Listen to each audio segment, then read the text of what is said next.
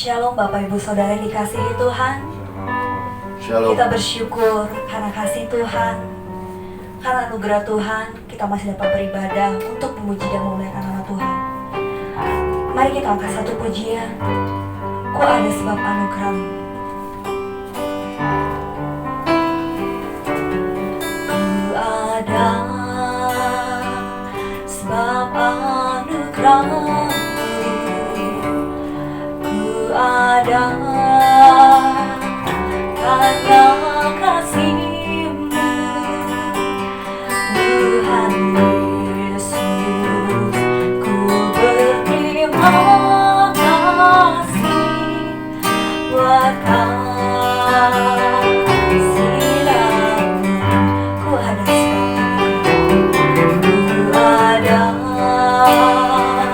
sebab anugerah-Mu. Ku ada karena kasih-Mu, Tuhan Yesus. Ku berterima kasih buat kasih-Mu.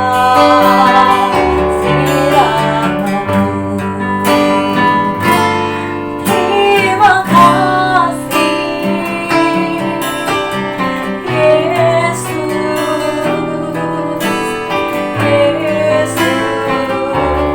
Terima kasih hanya anugerah-Mu buat hidupku sekarang.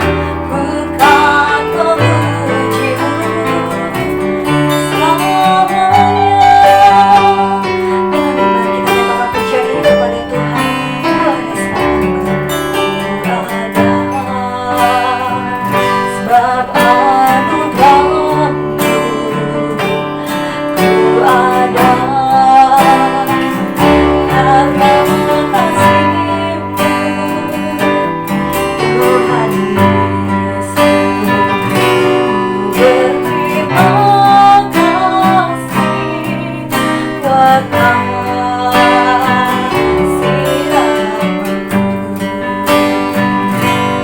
Terima kasih Yesus, Yesus. Terima kasih hanya anugerah-Mu buat hidupku sekarang. Ku kan memuji-Mu selamanya. Terima kasih Yesus, Yesus. Terima kasih hanya anugerah-Mu buat hidupku sekarang. Ku kan memuji-Mu selamanya.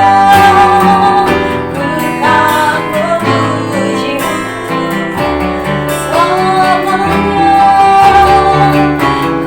kan memuji-Mu selamanya.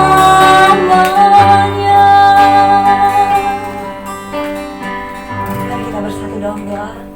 Allah Bapa kami yang baik, kami bersyukur Tuhan, di mana kami masih bisa untuk beribadah Tuhan, memuji dan memuliakan nama-Mu Tuhan. Kiranya ya Bapa, Engkau yang hadir Tuhan di tengah-tengah ibadah kami. Biarlah ibadah kami Tuhan hanya dapat menyenangkan hati-Mu saja ya Bapa.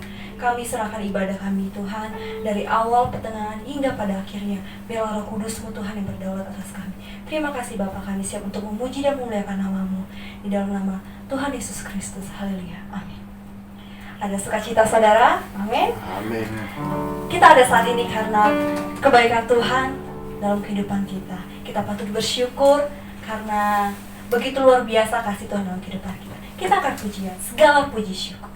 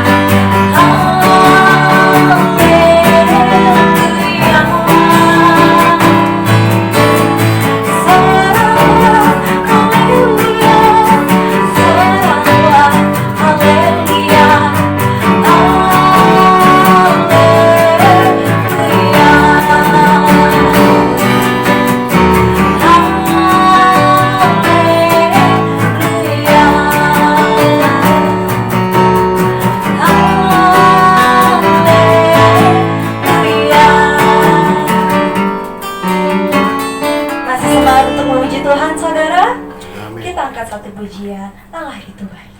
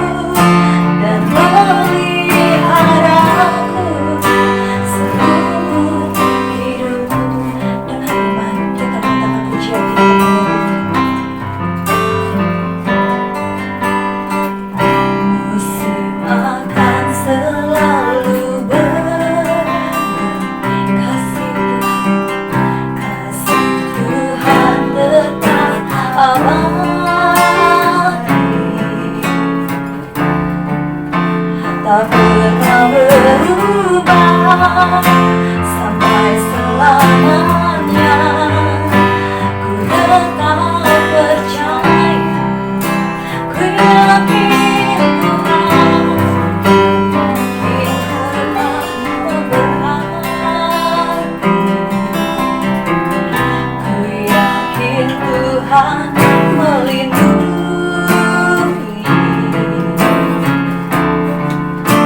Burung di udara Tuhan pelihara karena kasih-Nya. Tuhan selalu menolongku, selalu menjagaku,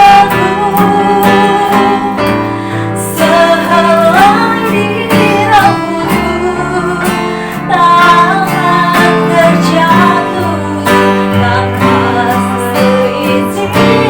Tuhan selalu menolongku, selalu menjagaku. Dia mengenyangkanku dan meliharaku seumur hidupku. Tuhan selalu menolongku, selalu menjagaku, sehelai di rambutku tak akan terjatuh tanpa seizinku. Tuhan selalu menolongku, selalu menjagaku,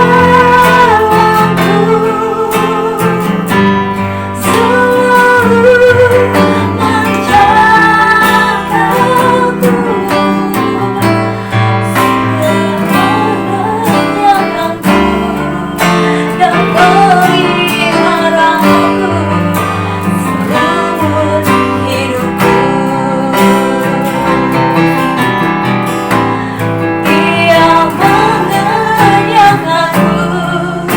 dan meliharaku seumur hidupku.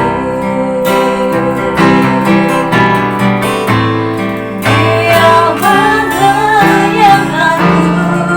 dan meliharaku seumur hidupku. Dia mengenyangkanku dan meliharaku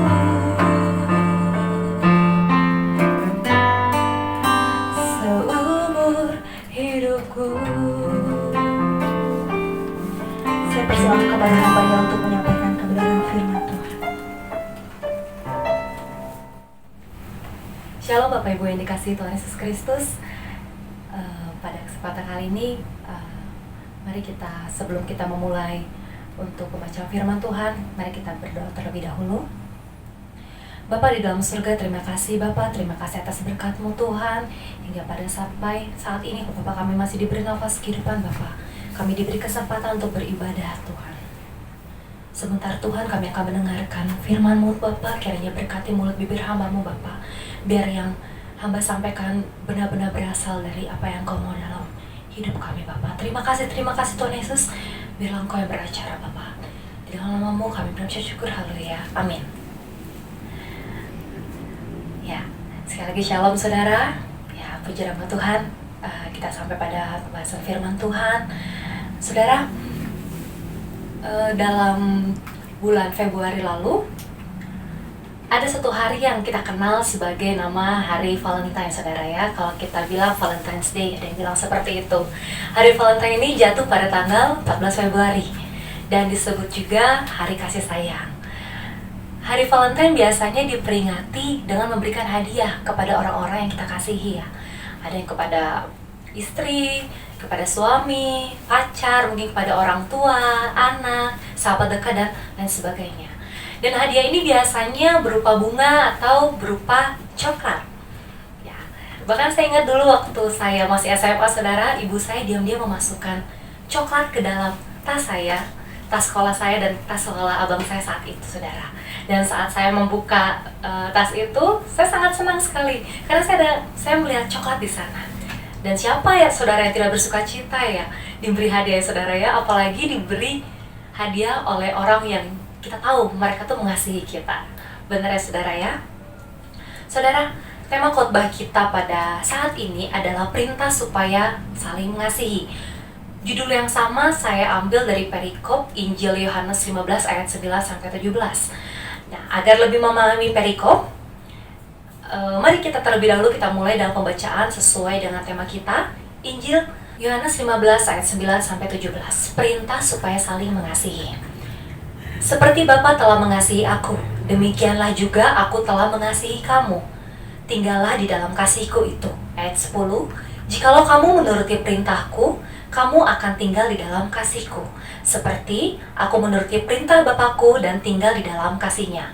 Ayat 11. Semuanya itu kukatakan kepadamu, supaya sukacitaku ada di dalam kamu, dan sukacitamu menjadi penuh.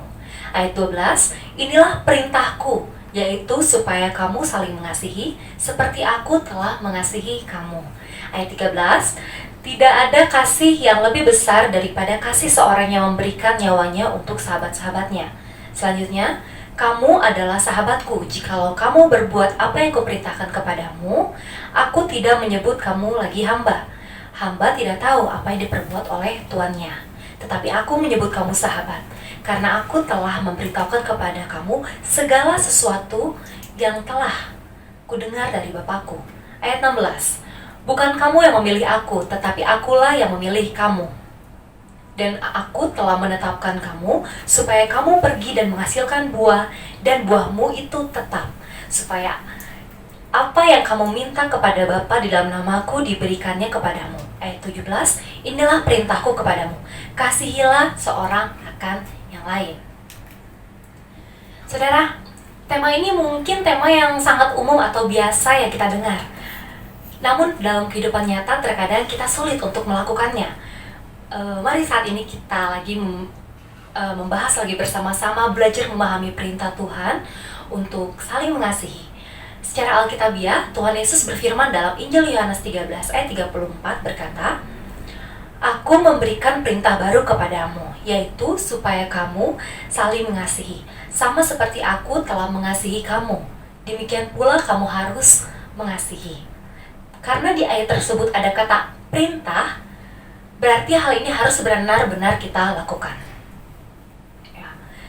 Sebelum masuk pembahasan pada perikop yang mendahului sebelumnya, dalam Yohanes 15 ayat 1-8, saudara, Tuhan Yesus menggambarkan dirinya sebagai pokok anggur yang benar, dan murid-muridnya sebagai ranting, yang berarti dengan tetap berpaut padanya, sang sumber kehidupan, mereka dapat menghasilkan buah. Dan setelah para murid Yesus mendengar hal itu, mereka jadi penasaran dan ingin mengerti lebih banyak, terlebih mengenai ungkapan tinggal di dalam aku. Dalam Yohanes 15 ayat 4 berkata, tinggallah di dalam aku dan aku di dalam kamu, sama seperti ranting tidak dapat berbuah dari dirinya sendiri kalau ia tidak tinggal pada pokok anggur. Demikian juga kamu tidak berbuah jikalau kamu tidak tinggal di dalam aku. Saudara, ungkapan tinggal di dalam aku ini memang bersifat umum, dan para muridnya perlu penjelasan atau pengertian yang lebih spesifik lagi. Untuk itu Tuhan Yesus melanjutkan pembahasannya agar lebih detail dengan perikop khotbah perintah supaya saling mengasihi. Kita mendengar arti kiasan pokok dan ranting anggur yang dijelaskan dalam perikop sebelumnya. Namun pada perikop yang akan kita bahas saat ini, perintah supaya saling mengasihi dalam Yohanes 15 ayat 9-17 ini, kita akan membahasnya lebih dalam lagi.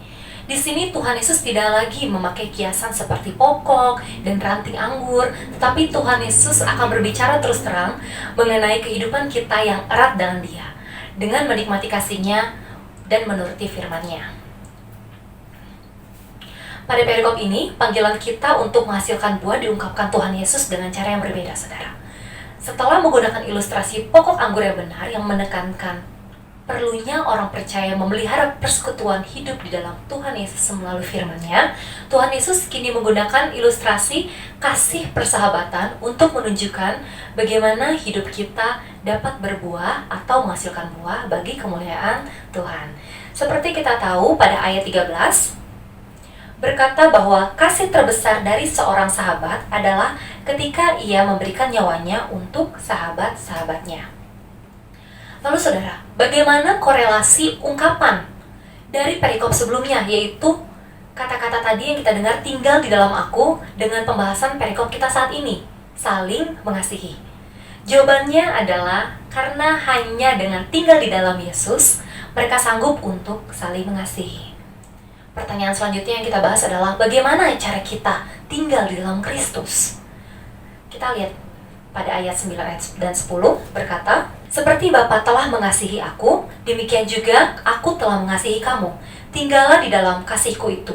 Jikalau kamu menuruti perintahku, kamu akan tinggal di dalam kasihku, seperti aku menuruti perintah Bapakku dan tinggal di dalam kasihnya. Saudara, kedua ayat ini menjelaskan cara bagaimana orang dapat tinggal di dalam kasih Kristus, yaitu dengan taat menuruti perintahnya. Karena ketaatan adalah satu-satunya cara untuk kita tinggal di dalam Kristus atau tinggal di dalam kasih-Nya. Ketaatan yang dimaksud di sini bukan ketaatan kepada peraturan-peraturan sekolah atau peraturan kerja yang kita lihat, saudara. Tapi ketaatan dituntut di sini adalah ketaatan yang bulat, yaitu penyerahan secara total seperti persekutuan dan ketaatan Tuhan Yesus kepada Allah Bapa. Jadi bisa dikatakan bahwa ketaatan Tuhan Yesus pada perintah Bapa menjadi pola yang ditiru buat ketaatan kita kepada perintah Tuhan Yesus. Apakah tuntutan yang untuk taat ini berat bagi kita, saudara? Ya, jawabannya seperti yang dikatakan pada ayat selanjutnya. Kita buka pada ayat 11. Semuanya itu kukatakan kepadamu, supaya sukacitaku ada di dalam kamu dan sukacitamu menjadi penuh.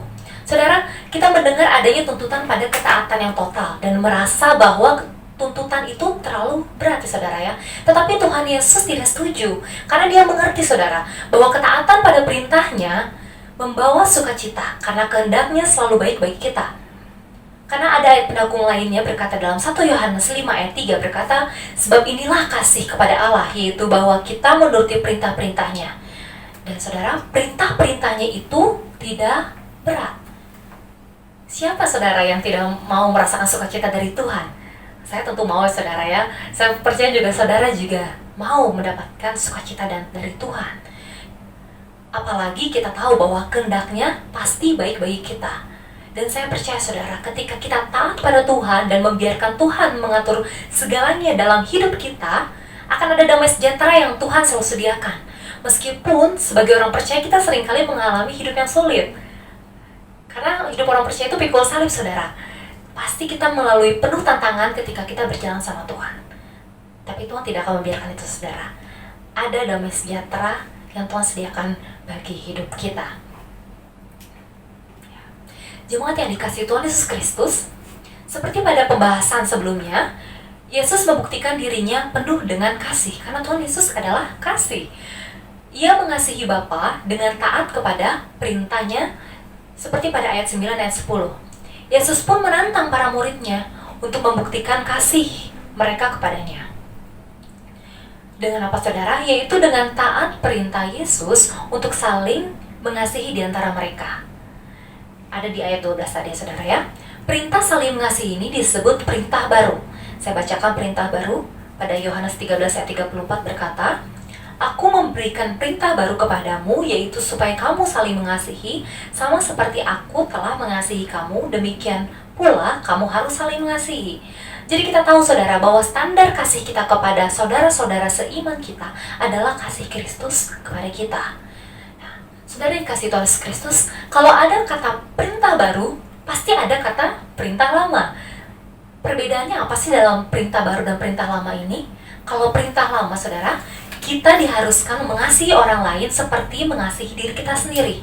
Namun dalam perintah baru dijelaskan yang menjadi dasar kita mengasihi karena Tuhan Yesus lebih dahulu mengasihi kita. Jadi jika kita mengasihi orang lain atas dasar kasih kepada diri sendiri, banyak orang yang malah tidak mengasihi dirinya sendiri, saudara ya. Lebih buruk, malah ada yang sampai merusak dirinya. Kita tahu banyak berita-berita yang kita dengar, hingga bunuh diri karena putus cinta dan lain sebagainya. Karena inilah Tuhan memberikan perintah baru bagi kita, yaitu mengasihi atas dasar kasih-Nya yang rela berkorban di kayu salib untuk kita, saudara. Seperti pada ayat 13 berkata, bagaimana Tuhan sendiri menunjukkan bagaimana Ia mengasihi kita dan para murid-Nya dengan rela mati demi keselamatan mereka. Yohanes 15 ayat 13 ayat selanjutnya berkata, Tidak ada kasih yang lebih besar daripada kasih seorang yang memberikan nyawanya untuk sahabat-sahabatnya. Saudara, di sini ada kata ungkapan seperti aku telah mengasihi kamu dalam ayat 12 tadi ya, dikembangkan dalam ayat 13. Sehingga besarnya kasih yang Tuhan Yesus punya menjadi nyata. Namun mungkin saat itu murid-murid Tuhan Yesus belum dapat mengerti, saudara, bahwa tidak lama lagi Tuhan Yesus sendiri menjadi orang yang memberikan nyawanya untuk sahabat-sahabatnya. Dalam 1 Yohanes 3 ayat 16 meringkas kedua ayat ini dengan kalimat, demikian kita ketahui kasih Kristus bahwa Ia telah menyerahkan nyawanya untuk kita. Jadi, kita pun wajib menyerahkan nyawa kita untuk saudara-saudara kita. Artinya, bisa dikatakan bahwa orang percaya harus memiliki kasih yang rela mengorbankan diri. Apakah berat, saudara? Tidak, saudara ya, karena Tuhan Yesus telah lebih dahulu mengorbankan dirinya bagi kita. Saudara dikasih Tuhan Yesus Kristus, pada waktu mereka saling mengasihi, mereka bukan lagi hamba-hamba Allah, tetapi sahabat-sahabat Kristus seperti diungkapkan pada Yohanes 15 ayat 14. Kamu adalah sahabatku jikalau kamu berbuat apa yang kuperintahkan kepadamu. Dan pasal 15 selanjutnya berkata, aku tidak menyebut kamu lagi hamba, sebab hamba tidak tahu apa yang diperbuat oleh tuannya. Tetapi aku menyebut kamu sahabat, karena aku telah memberitahukan kepada kamu segala sesuatu yang telah kudengar dari Bapakku. Saudara, di sini kita tahu bahwa kita diajak untuk menjadi sahabat Kristus. Tuhan telah menebus kita, rindu melibatkan kita dalam setiap apa yang Dia perbuat. Dia hendak bersekutu dengan kita menjadi sahabat, saudara. Tidak memuaskan hati Tuhan jika Dia hanya memiliki kita sebagai budak yang harus tunduk. Namun pada ayat yang sebelumnya mengatakan dengan jelas bahwa ada syarat menjadi sahabat Kristus, yaitu kita harus berbuat apa yang diperintahkan kepada Dia. Apa itu, saudara? Yaitu saling mengasihi. Saudara, ada sebuah kisah menarik yang ingin saya bagikan. Jadi saudara, ada dua orang pria yang bersahabat. Mereka bernama Albert, Dürer, dan Hans. Mereka ingin sekali masuk ke sekolah seni lukis dan pahat. Masalahnya, mereka tidak punya uang, saudara. Kemudian, Hans punya ide untuk mengatasi masalah tersebut. Hans akan bekerja dan membiayai kuliah Albert. Nanti ketika Albert lulus menjadi pelukis, maka Albert yang akan membiayai kuliah Hans. Hans bekerja sebagai kuli bangunan. Lalu Albert masuk ke sekolah seni lukis dan pahat. Tahun demi tahun berlalu. Akhirnya Albert lulus dari sekolahnya. Ya.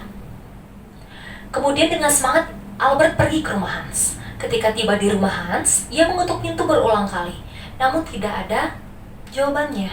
Lalu Albert mengintip dari jendela. Apa yang dilihatnya? Ternyata Hans sedang berlutut. Kedua belah tangan sahabatnya itu mengarah ke atas. Hans sedang berdoa sambil menangis. Oh Tuhanku, tanganku ini. Tanganku sudah menjadi kaku dan kasar. Tanganku sudah tidak bisa lagi dipakai untuk melukis. Tuhan, biarlah Albert saja menjadi pelukis. Begitu kata Hans. Ternyata, saudara, pekerjaan Hans sebagai kuli bangunan telah membuat tangannya menjadi kaku dan kasar. Ia tidak mungkin menjadi pelukis lagi. Apa yang dilakukan Hans ini tentunya tidak bisa dilupakan Albert seumur hidupnya. Itulah sebabnya Albert mengabadikan kasih dan pengorbanan sahabatnya ini dengan membuat sebuah lukisan yang diberi nama Tangan Berdoa atau Freihand yang sangat terkenal itu. Mungkin saudara udah pernah lihat tuh lukisannya ya, lukisan Tangan Berdoa. Banyak sekali ada lukisan di depan, di cover Alkitab dan lain sebagainya. Saudara, tentunya kita ingin memiliki sahabat seperti Hans ya. Seorang sahabat yang penuh kasih dan rela berkorban bagi kita. Mungkin kita juga ingin supaya kita menjadi sahabat yang terbaik bagi sahabat kita. Persahabatan antara Albert dan Hans adalah salah satu dari sekian banyak contoh persahabatan sejati yang kita dambakan. Namun saudara, bagaimana caranya agar persahabatan ini dapat kita miliki? Persahabatan sejati membutuhkan dasar yang kokoh. Itulah sebabnya kita perlu tahu bahwa persahabatan sejati dalam hidup orang percaya adalah persahabatan yang berdasarkan kasih. Kembali pada perikop kita, selanjutnya ayat Yohanes 15 ayat 16 berkata, Bukan kamu yang memilih aku, tetapi akulah yang memilih kamu. Dan aku telah menetapkan kamu supaya kamu pergi dan menghasilkan buah. Dan buahmu itu tetap supaya apa yang kamu minta kepada Bapa dalam namaku diberikannya kepadamu. Pada ayat tersebut terdapat ajaran pemilihan Tuhan ya saudara ya. Karena ada kata, bukan kamu yang memilih aku, tapi akulah yang memilih kamu. Dan bisa jadi ajaran tersebut dikemukakan dalam konteks ini supaya mereka tidak menjadi sombong sebagai sahabat Tuhan Yesus Kristus. Kepada sahabat-sahabat Kristus, Allah menyatakan isi hatinya, yaitu kerinduannya agar kita dapat menjadi alat anugerah Allah untuk memperkenalkan Kristus sebagai satu-satunya juru selamat bagi dunia ini. Itulah buah yang harus dihasilkan para murid atau gereja saat ini. Selanjutnya pada pasal 15 ayat 17 berkata, inilah perintahku kepadamu, kasihilah seorang akan yang lain. Saudara, dari ayat ini kita melihat bahwa Tuhan Yesus kembali menegaskan pentingnya mengasihi. Tuhan mau kita memancarkan kasih kepada siapapun agar orang-orang mengalami kasih Allah melalui kita. Terlebih saudara, sebagai manusia kita menyadari hakikat kita sebagai makhluk sosial ya. Tuhan tidak pernah menginginkan anak-anaknya untuk merasa kuat untuk hidup sendirian. Meski kita tahu Tuhan sanggup memenuhi kebutuhan apapun yang selalu kita butuhkan agar kita dapat survive atau bertahan hidup. Namun saudara, interaksi sosial akan selalu kita butuhkan agar kita bisa terus menjalani kehidupan dengan semakin baik. Yang perlu kita ingat bahwa dunia yang kita hidupi terus makin sulit. Jadi kita butuh dukungan dan saudara-saudara kita untuk saling mengasihi, saling menolong, dan saling menguatkan. Ya. Sebagai aplikasi saudara, ada satu ilustrasi menarik yang sudah lama saya dengar sejak saya kecil saudara.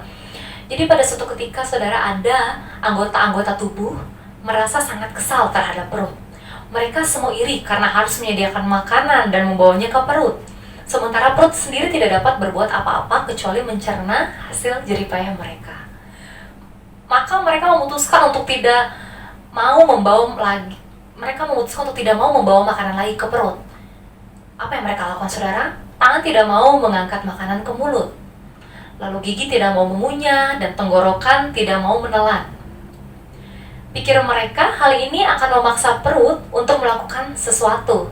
Namun hasil dari keputusan mereka hanyalah tubuh yang lemah. Begitu lemah sampai mereka berada di bahaya mati kelaparan. Demikianlah akhirnya mereka belajar bahwa dengan saling menolong, mereka sebenarnya bekerja untuk kebaikan diri sendiri. Saudari kasih Tuhan Yesus Kristus, melalui ilustrasi ini kita tahu bahwa pentingnya kita sebagai individu terlebih dalam satu komunitas untuk kita dapat saling mengasihi di dalam Kristus. Kita harus membangun hubungan dengan orang lain dan memiliki komunitas yang bisa membangun. Membangun apa? Membangun hidup kita, saudara. Jika di antara teman-teman atau kerabat kita mulai menjauh dari perkumpulan-perkumpulan rohani yang disebabkan berbagai alasan, mari kita bantu ingatkan dan agar mereka dapat kembali bersama-sama dengan kita bertekun dalam Tuhan melalui komunitas yang disediakan gereja. Kita akan sulit berkembang, saudara. Kita akan sulit berkembang maju kalau hanya sendiri saja. Jadi jangan sampai menjauhkan diri dari pertemuan-pertemuan ibadah dan kita harus bertumbuh di sana. Saudara, dalam komunitas orang percaya, tentu ada pergesekan maupun konflik antar individu. Komunitas di luar gereja pun ada, apalagi di komunitas di gereja juga pasti ada, saudara. Namun kita percaya kasih dapat memenangkan segalanya. Dengan kita menerapkan kasih, konflik dan pergesekan yang membuat kita runtuh dapat kita hindari. Seperti yang kita tahu pada 1 Korintus 13 ayat 4-8 berkata, apa itu kasih? Kasih itu sabar, kemudian kasih itu murah hati, ia tidak cemburu, ia tidak memegahkan diri, dan tidak sombong, ia tidak melakukan yang tidak sopan, dan tidak mencari keuntungan sendiri, ia tidak pemarah, dan tidak menyimpan kesalahan orang lain. Ia tidak bersukacita karena ketidakadilan, tetapi ia bersukacita karena kebenaran. Ia menutupi segala sesuatu, percaya segala sesuatu, mengharapkan segala sesuatu, sabar menanggung segala sesuatu. Saya percaya kalau kita menerapkan ini dalam kehidupan kita, Segala konflik atau pergesekan yang membuat kita runtuh dapat dihindari, saudara. Mungkin pengaplikasiannya berat, tapi saya percaya Tuhan Yesus mau memberi hikmat bagi kita untuk kita dapat menjalankan seturut apa yang Tuhan mau dalam hidup kita. Sebagai penutup, saudara, manusia yang tidak dikasihi tidak akan pernah mampu mengasihi, apalagi berbuat hal-hal yang didasari oleh kasih. Saudara, dunia seharusnya bersyukur bahwa kasih terbesar telah lebih dahulu tercurah ke atasnya, yaitu kasih yang kekal dari Allah Bapa dan Putranya tidak berkesudahan. Selayaknya kita sebagai orang percaya yang mengalami kelimpahan kasih dapat menjadi teladan bagaimana bertindak sebagai orang yang dikasihi dan mampu mengasihi. Lalu saudara, pertanyaan buat kita semua adalah, siapkah kita taat kepada perintah Tuhan untuk mengasihi orang lain seperti Kristus mengasihi kita?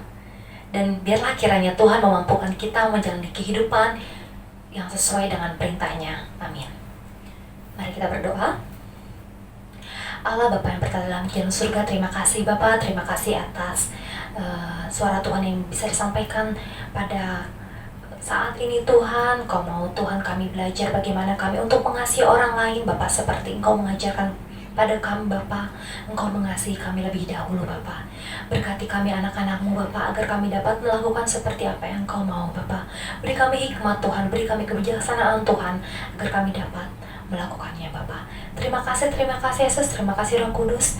Biarlah Tuhan Yesus firman Tuhan ini menjadi rema Bapa bagi hamba-Mu dan bagi jemaat yang mendengarkan Bapa, dimanapun mereka berada. Sertai kami selalu Bapa, jagai kami dan lindungi kami selalu. Di dalam nama-Mu kami berdoa syukur, haleluya, amin. Bapak Ibu sekalian, marilah kita pulang dan membawa berkat Tuhan di dalam hidup kita. Kiranya kasih setia abadi dari Allah Bapa, anugerah dari Tuhan kita Yesus Kristus, dan pemeliharaan Roh Kudus ada senantiasa beserta dengan kita sekalian dari sekarang sampai selama-lamanya. Amin.